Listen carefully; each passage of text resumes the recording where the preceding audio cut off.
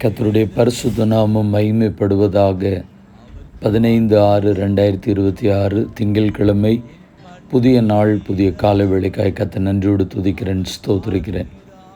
இந்த நாளுக்கான கர்த்தருடைய வார்த்தை 2 சாமுவேல் 22 என் ஆபத்து நாளிலே எனக்கு எதிரிட்டு வந்தார்கள், கர்த்தரோ எனக்கு ஆதரவாயிருந்தார். They confronted me in the day of my disaster, but the Lord was my support. கர்த்தருடைய நாமம் மகிமைப்படுவதாக. இந்த புதிய நாள் காலவெளியிலே தேவன் நம்மோடு கூட சொல்லக்கூடிய வார்த்தை, நான் ஆதரவாக இருக்கக்கூடிய கர்த்தர். ஆம் பிரியமானவர்களே, மனிதனுடைய ஆதரவு, நம்பினவர்களுடைய ஆதரவு, நேசித்தவர்களுடைய ஆதரவு எல்லாமே உங்களுக்கு அற்றுப்போகலாம். இந்த வார்த்தைகளை கேட்கிற நீங்கள் யாராக இருந்தாலும் சரி, நீங்கள் நின்று கொண்டிருப்பது ஒரு ஆபத்தான சூழ்நிலைகளிலே நின்று கொண்டிருப்பது போல் இருக்கலாம்.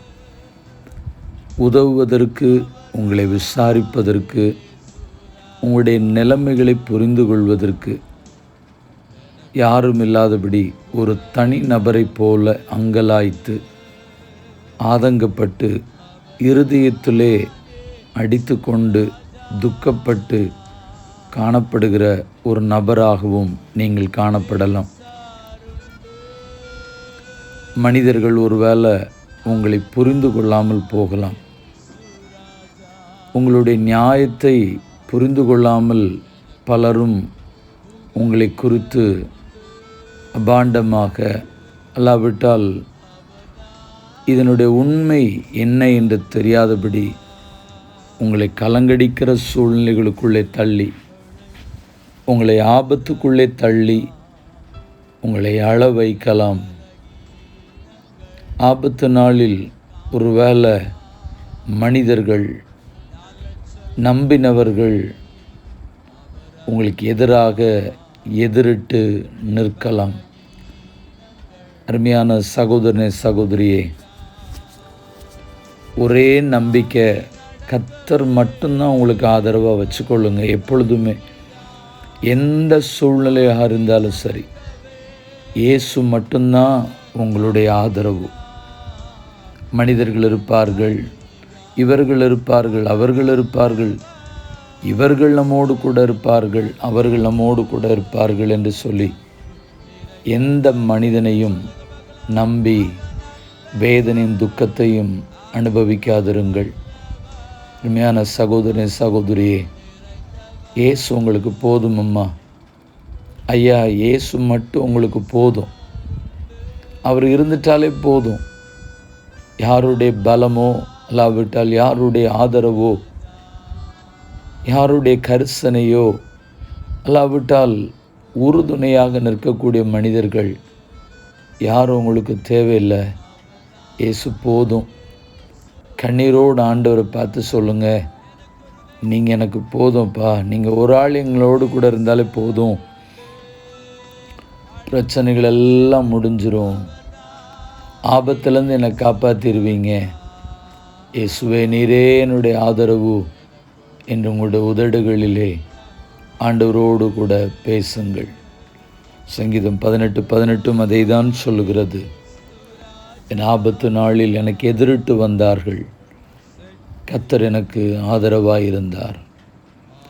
சங்கீதம் 20:1 ஆபத்து நாளிலே கர்த்தர் உமது விண்ணப்பத்திற்கு பதில் அருளுவாராக. யாக்கோபினுடைய தேவனுடைய நாமம் உங்களுக்கு உயர்ந்த அடைக்கலமாவதாக. சங்கீதம் 102:2 சொல்கிறது, என் ஆபத்து நாளில் உமது முகத்தை எனக்கு மறையாதேயும், உமது செவி என்னிடத்தில் சாயும், நான் கூப்பிடுகிற நாளில் எனக்கு தீவிரமாய் உத்தரவு அருளி செய்யும். சங்கீதம் 23:4 சொல்கிறது, நான் மரண இருளின் பள்ளத்தாக்கிலே நடந்தாலும் பொல்லாப்புக்கு பயப்படேன், தேவரீர் என்னோடு கூட இருக்கிறீர், உமது கோல் உமது தடியும் என்னை தேற்றும். சங்கீதம் 71:20-21 அநேக இக்கட்டுகளையும் ஆபத்துகளையும் காணும்படி செய்த என்னை நீர் திரும்பவும் உயிர்ப்பித்து திரும்பவும் என்னை பூமியின் பாதாளங்களிலிருந்து ஏற பண்ணுவீர். என் மேன்மையை பெருக பண்ணி என்னை மறுபடியும் தேற்றுவீர். நல்ல ஒரு அழகான ஒரு வாக்குத்தத்த வசனம் இருக்கிறது. அதை சொல்லி நான் ஜெபிக்க விரும்புகிறேன். ஏசாயா 31:5 சொல்கிறது, பறந்து காக்கிற பட்சிகளைப் போல சேனைகளின் கர்த்தர் எருசலேமின் மேல் ஆதரவாக இருப்பார். அவர் அதை காத்து தப்ப பண்ணுவார். அவர் கடந்து வந்து அதை விடுவிப்பார். ஆம் பிரியமானவர்களே, நம்மை தப்ப பண்ணுகிறவர், நம்மோடு கூட ஆதரவாக இருக்கிறவர் தொடர்ந்து உங்களோடு கூட இருப்பாராக. கண்களை மூடி ஜெபிப்போம்.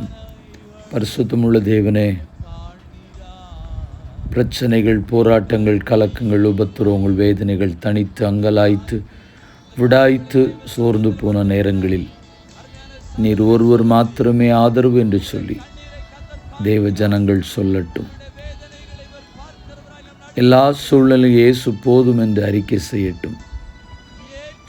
உம்மை தவிர வேறு ஆதரவு இல்லை என்பதை இந்த சூழ்நிலை வழியாய் புரிந்து கொள்ளட்டும்.